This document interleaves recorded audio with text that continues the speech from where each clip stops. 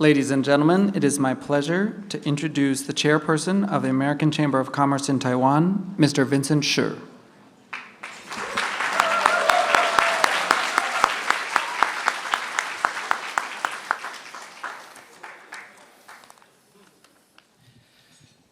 President Hsieh, AIT Director Oakwood, distinguished guests, and my fellow chamber members, good evening and welcome to our NCHAM annual Hsieh banquet. This is my first banquet as a chairperson, but remarkably, it's already 54th for the chambers. I'm super excited to see such an impressive number of senior officials, including from 2 municipalities, as our special guests for our special evening tonight.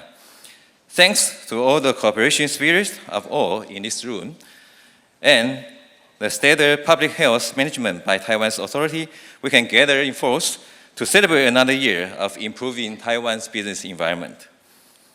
Tonight, our chamber caps a year-long journey to register and rebrand the venerable NCHAM Taipei under the proud name NCHAM Taiwan.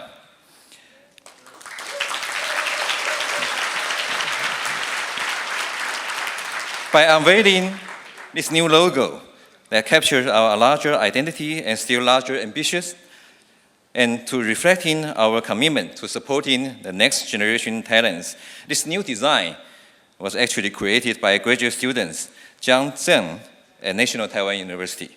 This also happened to be my alma mater. So we are excited to begin using this new logo and to fulfill the promise it embodies through the program, extending from our traditional base here in the north to all over of Taiwan. I'm also pleased that tonight, NCHAM, in collaboration with America's prestigious East-West Center, is sharing a pre-publication glimpse of a physically compact but informationally rich publication. Taiwan Matters for America, America Matters for Taiwan, which depicts with data and the graphics the economic, security, and people-to-people tie between Taiwan and the United States. With the center and the key stakeholders across congressional and the executive branches, we are working on the booklet's formal launch and the follow-on feature articles. During this unique time, when no one country can be excused from the current challenges, it's even more meaningful to highlight that we stand with freedom, stand with democracy, and stand with US-Taiwan partnership. There's much to celebrate in Taiwan these days. Its effectiveness and the human handling of the pandemic has fueled both strong economic growth and the positive international recognitions. Yet, our grounds for celebration extended beyond a healthy environment for daily life. Taiwan has proven itself to be an exemplar, not just regionally, but globally, of democratic value, human rights, and the dynamic market economy. I believe you will all agree with me that this is an exciting time to be living and doing business in Taiwan. Taiwan's success is fully appreciated by our chamber members too.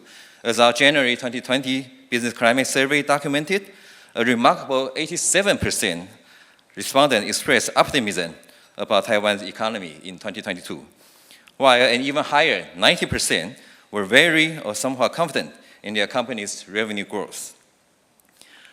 Our member firms are responsible for a large share of billions of dollars of inbound investment and innovation over the past few years. Indeed, Taiwan's impressive growth has been driven by increased investment, supported by government policy to attract foreign direct investment and that of Taiwanese firms returning from overseas.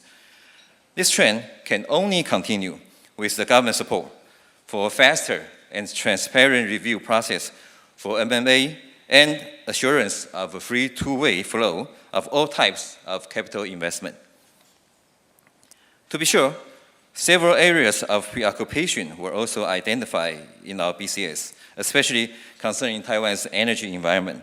Manufacturers worry about Taiwan's grid resilience and relative thin supply margin may not ensure a steady power supply. Energy forms a key pillar among the overarching government resilience concept, which has been highlighted around the world during this challenging time. I believe with the contribution by our members in the technology, energy, infrastructure, and investment sector, MCham Taiwan can further strengthen our partnership with Taiwan government to address energy, sustainability, digital transformation, supply chain, cybersecurity, and other resilience challenges. In addition, our chamber strongly feels that for Taiwan to continue to prosper, executive level commitment to normalizing consular process for business, academic, and other two-way travel is imperative. We are pleased to learn of the expansion of business visa for Taiwan travel earlier this month. This is an excellent initial step.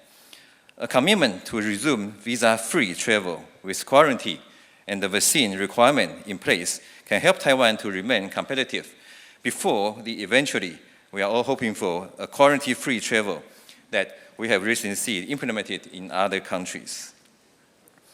Amid these concerns, we are encouraged by the strengthening of our relationship between Taiwan and the US. The new technology trade and investment collaboration framework linking Ministry of Economic Affairs and the Commerce Department is a tremendous, promising complement to the TIFA and the EPPD meetings, which were also given fresh impetus in 2021.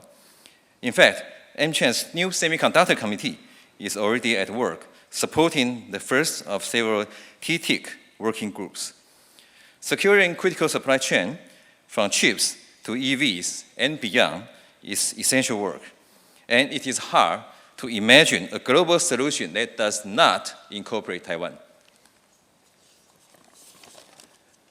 MCham firmly believes that a comprehensive bilateral trade agreement, or BTA, is optimal for both sides, and we wish to call on Congress to initiate a study into the pursuit of a US-Taiwan BTA.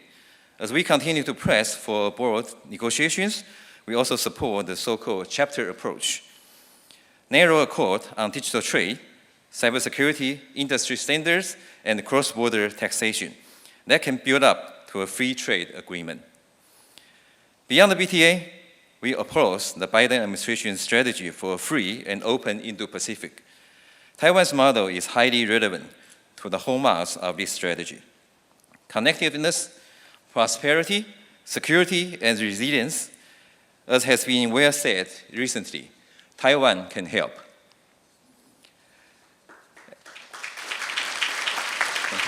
It is on par with peer economics within the important CPTPP agreement to which Taiwan has applied.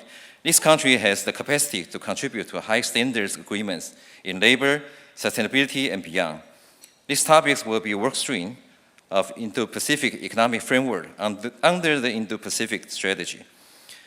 I also urge our friends from AIT to relay to Washington, D.C. our calls for Taiwan's inclusion within framework discussion, as we look forward to doing so in person through MCham's Washington, D.C. door-knock visit.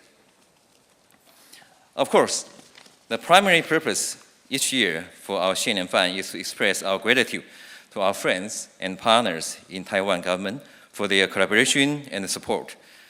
With each passing year, the relationship is just getting better and better. Although time, unfortunately, limits me from showing appreciation to each of our esteemed government guests individually, I would like to thank the National Development Council for their invaluable collaboration with the Chamber all year long, and particularly in the fruitful discussion and meeting between our industry committee and corresponding government agencies to discuss 2021 white paper issues. Thank you also to the Ministry of Foreign Affairs for their consistent support and special generosity in providing the Taipei Guest House to celebrate our 70th anniversary last November. Naturally, our chamber would never have thrived into its 71st year without the help from another indispensable government partner. MCham remains deeply in debt for the unceasing support from our good friends at AIT. Now, led by yet another extraordinary diplomat, and I hope she also enjoyed her first Hsieh Fund, Director Okirk.